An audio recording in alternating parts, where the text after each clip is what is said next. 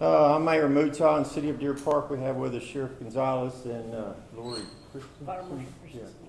I'm just giving her a hard time. Yeah, you are. They don't know each The incident today started at approximately 5:23 when the Deer Park Police Department was notified of a chemical leak involving hydrogen sulfide at the PEMEX oil refinery located at 5900 225. Channel Industry Mutual Aid was called, which was a regional response from everybody in this region.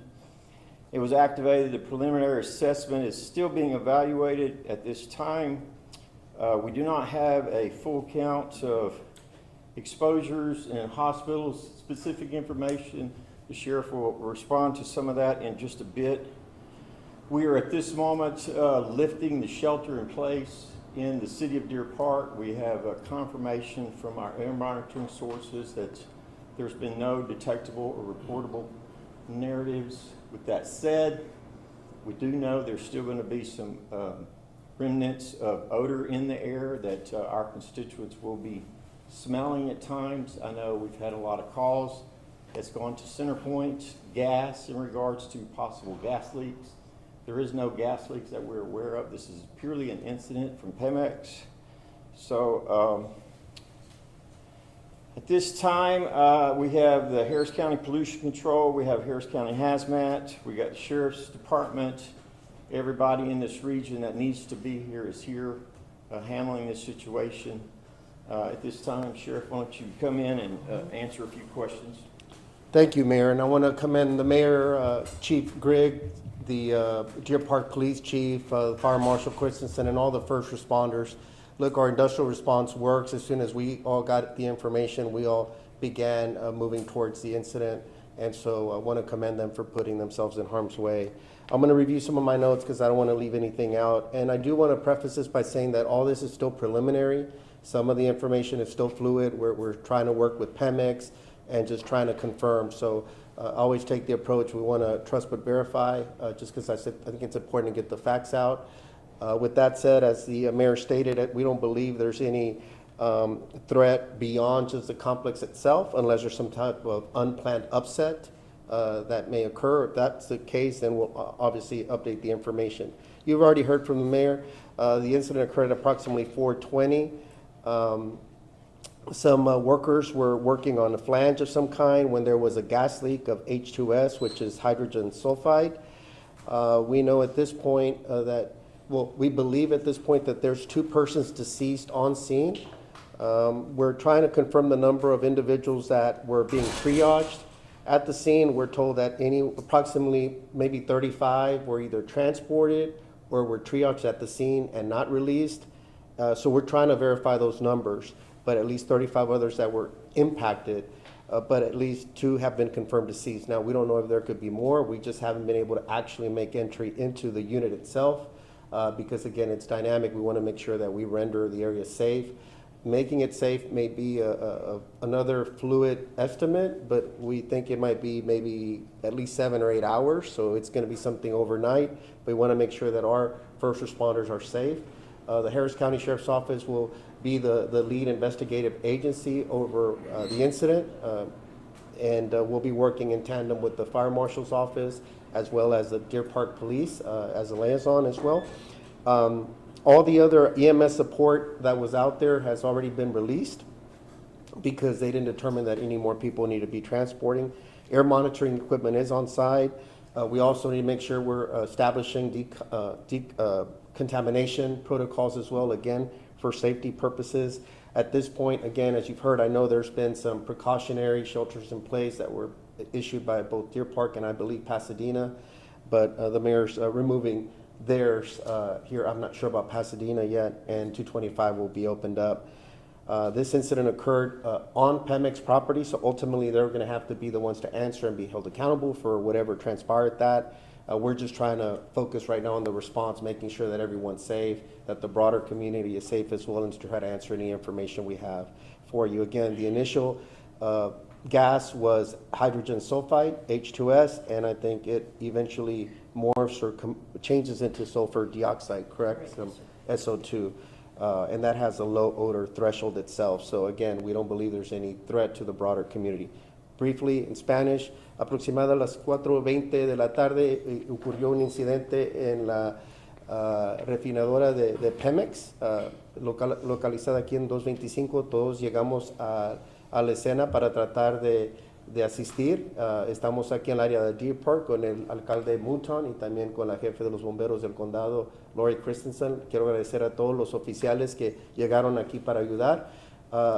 Inicialmente, como no teníamos mucha información, pusimos una sugerencia de que la gente se quedara en casa para evitar peligro.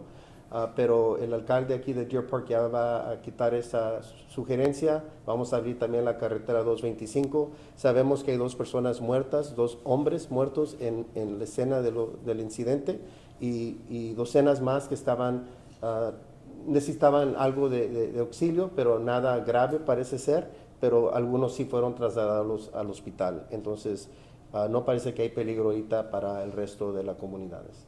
Any questions? So do you know what could have caused this leak? They were working on a flange of some kind, so we don't know if it was some type of manual error. Again, that's going to be part of our investigation, so frankly, I don't want to delve too much into that because this is all still preliminary. And I always believe, let's let our investigative team get in there, really working in tandem with our partners, try to determine what happened. Sheriff, this is going to be a better question for Mayor Mouton. Our 526 records indicate that there was an incident at the same address May of last year. So are you aware of that? Can you confirm that? And is there any procedure when there becomes a repetitive problem at a certain address? Yeah, we're not here to comment about what happened a year ago. There's been a number of well-documented incidents. What we're addressing today is this incident, and we again can confirm that nothing has gotten out into our community. We are lifting that shelter. 225 was temporarily closed. That's being opened back up. So we'll leave most of that up to the appropriate agencies like the TCEQ to come in and review the processes at PEMEX. Can we expect to hear from anyone from PEMEX anytime soon? You'll have to ask PEMEX. Sheriff, usted habló de los heridos o de las personas impactadas, 35 más o menos el aproximado, pero PEMEX nos acaba de decir 2 muertos y 5 heridos. ¿Esas 35 personas fueron al hospital? Estamos tratando de confirmar, dicen que aproximadamente 35 personas fueron a triage, que es que querían examinarnos un poco en la escena, entonces no sabemos si fueron trasladados o también nos han dicho que 5 de esos 35 fueron trasladados. Entonces estamos tratando de confirmar eso, pero no están graves. The question was that they were getting mixed information from PEMEX on the number of people that were transported or injured. 35, they said, were, I think, triaged, and we weren't sure of how many were transported, but it appears that it was 35 triaged and 5 that were transported. But again, we still have to confirm that. We haven't been able to make it on the scene. We could maybe find additional bodies there. We simply don't know yet. Did you guys encounter any problems getting ambulances in for all of those impacted? Because we saw units arriving hours after this occurred. I'm not aware of any issues with the personnel, emergency responders, or any kind getting in and out. Sheriff, can you clarify, on social media you said 1 person was taken by life flight, but we were told there are now 2 deaths?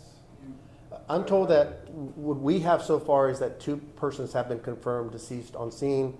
It was my understanding Life Flight did make the perimeter somewhere. I don't know if anybody knows if, Lieutenant Jasper, do you want to speak real quick? Yes, It's sir. Lieutenant Jasper with the Sheriff's Office. There were 2 life flight helicopters. There were 2 life flight helicopters on standby. We had an early report that 1 person was life flighted, but it turned out they were just there on standby. So no one was life flighted?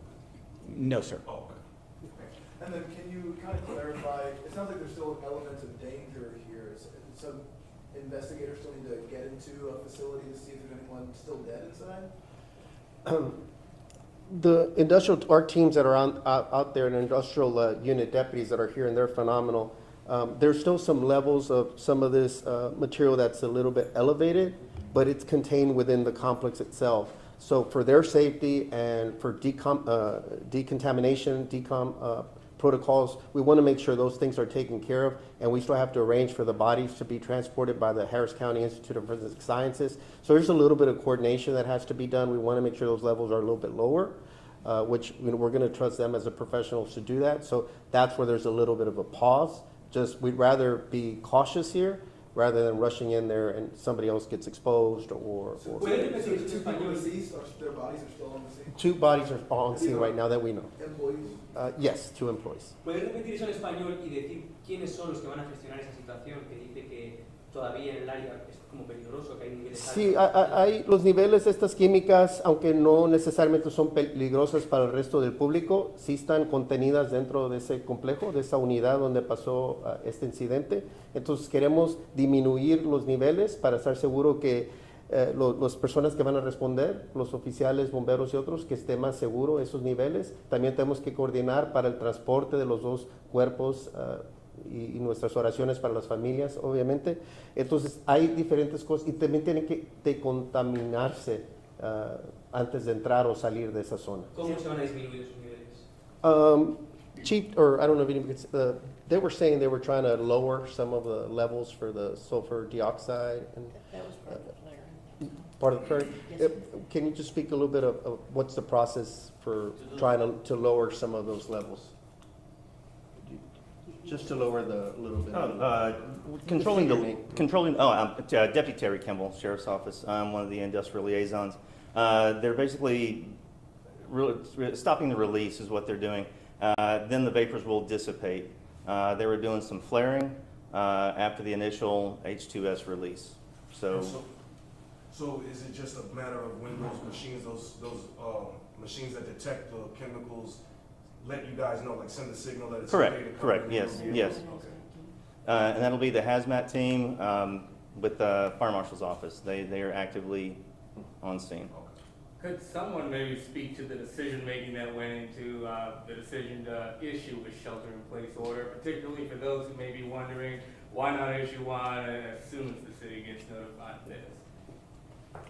That's just a decision process. It's usually made in the best interest of the community to make sure we mitigate any aspect of danger and how it impacts our community. It still is a contained incident inside the fence of their facility, but since there was a little data to verify if it actually had gotten out of their facility and in our community, it was a decision we made in the best interest of our community, and we would stand by that, which is again another reason of why we kept the shelter in place as long as we did, to verify with additional air monitoring that there was no danger in our community at all. And you guys expanded it at one point, right? No, when we had the shelter in place, we did it to the full extent of what we did, which I believe was all the way to Spencer to 225, and we actually shut 225 down. Sheriff, una pregunta rapidita. Cuando estábamos allá afuera de la planta y se sentía ese olor a huevo podrido, ¿qué le puede decir a la gente que sí está sintiendo ese olor y que quizás está preocupada de la toxicidad de este químico? Deputy Kimball or someone else has said that earlier when they were around the complex, they could smell like kind of that rotten egg Rotten egg. scent. Can you speak a little bit of what that's about? And That is the actual scent of the chemical itself. There's no way to sugarcoat that. That is what H2S smells like. So yes. Dice que así es el olor de esa química, el H2S, right? Así es como huele, como... Sí, pero las señoras que están en la casa que quizás no saben, eso les puede afectar a su salud, a alguien que... Can that be toxic to anybody, that smell? Oh, that- absolutely, yeah. It'll cause, yeah, it has a toxic It level. can. Si es un nivel tóxico, sí puede ser algo... So the average person that may be smelling it through their window or something... It would depend on wind speed and direction and the actual amount that was released, and I don't know what that was. So how is this being called a confined incident when this chemical is out there? Other than the smell, we have not had any verifiable air monitoring to support that anything got outside the facility. So it's If we And do that's have in a pollution- combination of our own air monitoring as well as Harris County pollution. So it's been a multiple narrative. So the smell, but not the chemical.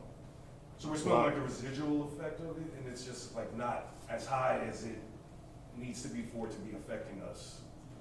You can assume however you want to. There were smells in the community, but we have double checked and verified that there's been no danger that we have been able to document in our community that's gotten outside the fence. So there is just one smell and no risk for the community, basically. All the monitoring has confirmed that nothing has gotten out into our community. So can you just speak to, because you can understand how someone will be smelling this and they're gonna watch this later Sure. and say, how can you say that? Well- And so we wanna give you the opportunity to speak to. So the nature of the context of this region, especially on the east end, there's a lot of chemicals that are part of this process, and there's many components that that's the one easiest way to identify when some of these are released, and it has a certain odor. That's why Centerpoint was getting a lot of calls, because even natural gas, when it leaks, the component that's added to that puts out a similar smell. So it's just part of the process. But again, you wouldn't want to go around making decisions based on what you smell. So we made these decisions based on the air monitoring data that was being done inside the facility and outside the facility by at least 2 to 3 different monitoring. So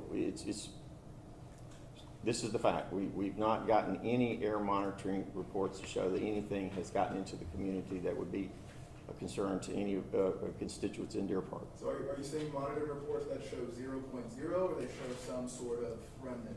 We've not verified anything beyond air being normal quality breathing air. So basically, it's just the air inside the facility right now that's still a little bit dangerous. Well, it's an active incident, so let's just put it in that context until certain aspects of that is totally confined and they're able to secure all of that. It's going to be an active incident inside that fence. But again, the monitoring is ongoing and will be ongoing until all of this is totally secured to ensure, which is part of why we made the decision. We feel very comfortable. There's been nothing in this community that we should be concerned about. I just want to add just to what the mayor's saying, that we all have folks on the complex there staged. So there's an entire army of folks that are there right now actively working this incident, monitoring all these things. So they're on the ground. That's why I thank them to begin with, because they put themselves, out there to try to make sure that we're trying to get as much information to make sure that the mayor and others are making informed decisions. En español, porque yo creo que es importante que se aclare eso, porque quedó muy dudoso de que nada más es un olor y la gente que está en la casa va a pensar, bueno, es la naturaleza de la región, pero no solo porque me digan que es un olor, me voy a tener que tranquilizar. Sí, estamos monitoreando el aire, las químicas que están saliendo. Nosotros tenemos mucho personal allí presentes para monitorear esto toda la noche con los otros profesionales. Entonces, por el momento no tenemos información que es algo de que peligro. Obviamente va a oler esa química individual en su manera, en su forma como está, va a oler muy fuerte o puede oler fuerte, pero no quiere decir que necesariamente es tóxica. Entonces, obviamente, la gente puede decir como ellos mejores quieren, pero nosotros no estamos determinando en este momento que hay algún peligro. Just last question. Who made these at least 4 tests of air quality? Who made them? Probably Harris County. Harris County Air Pollution Control, we have a monitoring, CTEH that does third-party monitoring for the city of Deer Park, and then some of the reports that we got from the facility itself. Thank you. Any more? Is CQ already here, or are they coming later? They're here. That's it. Thank you all. Thank you. Absolutely.